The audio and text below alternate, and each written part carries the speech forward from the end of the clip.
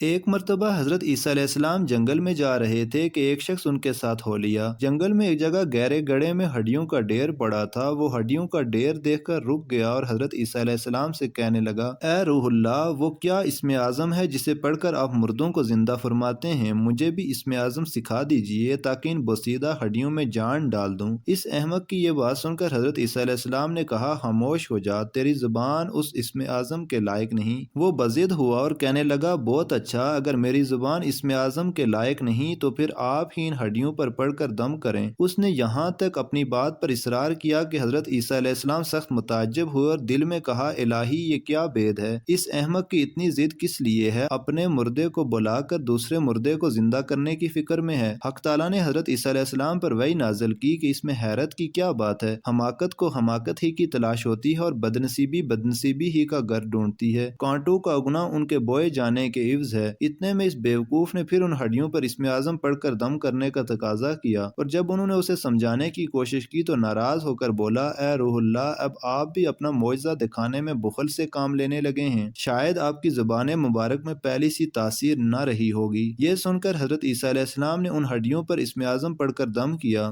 آن کی آن میں ان ہڈیوں کے اندر حرکت ہوئی۔ کیا دیکھتا ہے کہ ایک ہیبت ناک شکل کا قوی الجثہ شیر اس نے گرج کر جست کی اور بیوقوف شخص کو لمحہ بھر میں چیر پھاڑ کر برابر کر دیا، یہاں تک کہ کھوپڑی بھی پاش پاش کر ڈالی۔ اس کا خول ایسا خالی ہوا جیسے اس میں کبھی بیجا تھا ہی نہیں۔ حضرت عیسیٰ علیہ السلام یہ تماشا دیکھ کر حیران ہوئے اور شیر سے پوچھا، اے جنگل کے درندے، تو نے اس شخص کو اتنی تیزی سے کیوں چیر پھاڑ ڈالا؟ شیر نے جواب دیا، اس وجہ سے کہ اس احمق نے آپ کو خفا کر دیا تھا اور آپ کی توہین پر اتر آیا تھا۔ حضرت عیسیٰ علیہ السلام نے پوچھا، تو نے اس کا گوشت کیوں نہ کھایا اور خون کیوں نہ پیا؟ شیر نے کہا، اے پیغمبر خدا، میری قسمت میں اب رزق نہیں ہے۔ اگر اس جہان میں میرا رزق باقی ہوتا تو مجھے مردوں میں داخل ہی کیوں کیا جاتا؟ اللہ ہم سب کا حامی و ناصر ہو، آمین۔